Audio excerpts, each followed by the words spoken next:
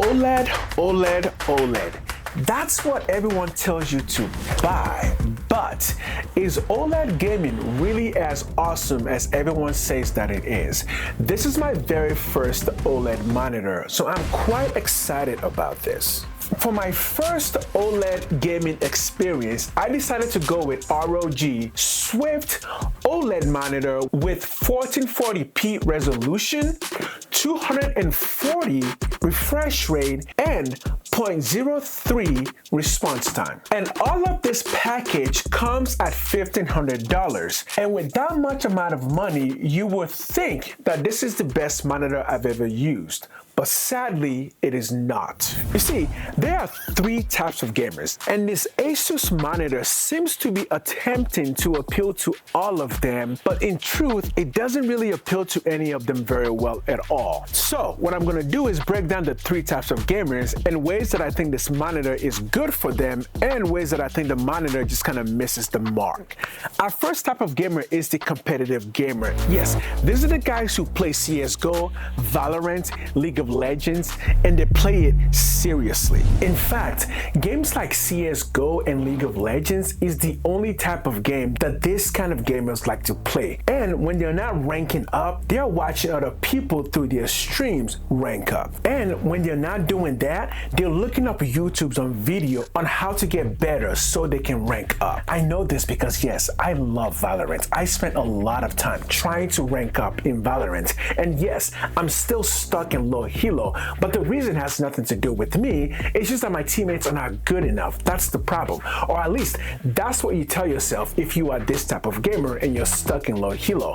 But no matter what, you still love the game, and as a result, you still want the best gear for playing the game. So for this type of gamers, a 240 Hertz refresh rate and a 0.3 response time is perfect. The only problem I see here is an issue of demographics. You see, here's the thing. People who play competitive games tend to be between the age of 16 and 25. And as a result of that age group, they are not likely to want to spend $1,500 on a gaming monitor. Okay, sorry. Let me take a quick sidebar to explain that better, because I made that sound way too academic. People who are between the age of 16 and 25 are still in a stage of dependency, or they don't have a lot of money because they're still doing entry-level work and they would rather save their money than spend it on big items. So the reason why that matters is the only age group that is likely to play the kind of game that would require 240 Hertz is the same age group that is not likely to pay up $1,500 just to get those specs. Okay, let's go back the other way. So yeah, for them, the 240 and the 0.3 is good, but the OLED is not so much needed, since for them, what they care about most is speed and not graphics. Now let's meet our second category of gamers. These guys and girls love a good storytelling. For them, gaming is about the experience, the storytelling. This type of gamers grew up reading books like Lord of the Rings and Harry Potter. Everything is about the epic moments. And so for them, a monitor that can give them the fullest experience in terms of color and contrast, this is what they desire.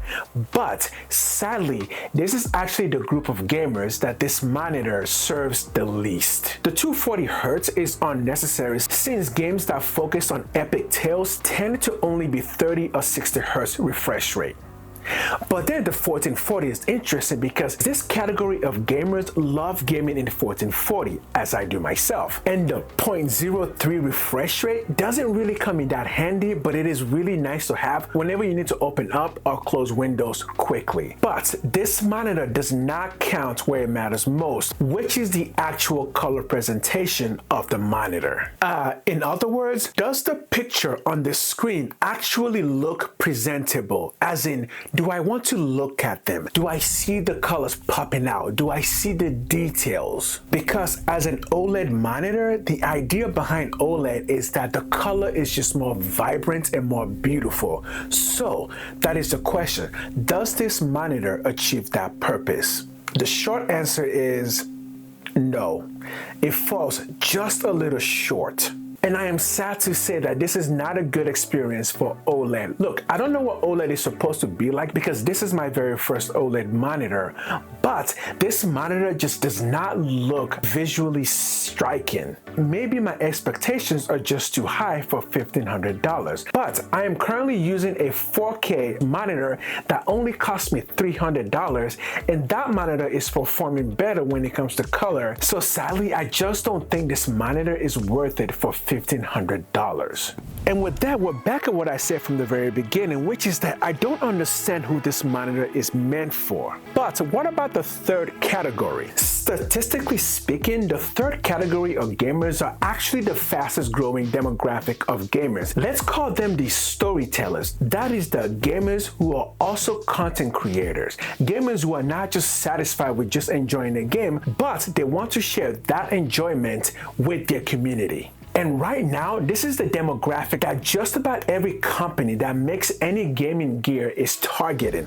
And I believe that this monitor is also targeting that same demographic. And that is the reason why I can say that once again, it just kind of falls a little bit short. They're almost there, but just not quite. Although this is the same demographic of gamers like myself who would be willing to pay $1,500 for a monitor if that monitor gives them a significant upgrade. So okay, let's talk about the specs. 1440 is perfect for our third category of gamers.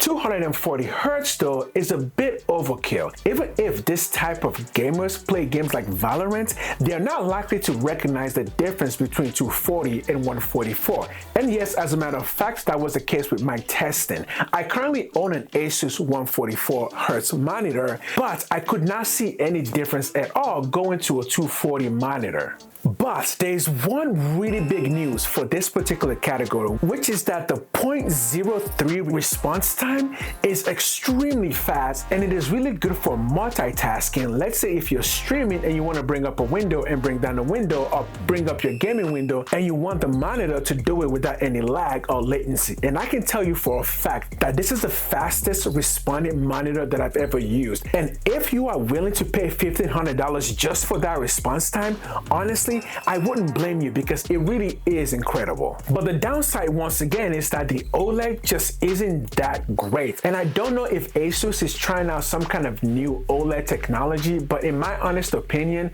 there's really nothing special about this OLED. All in all though, I would give this monitor a 7 out of 10 because I think it just does some things really badly. Thank you for watching.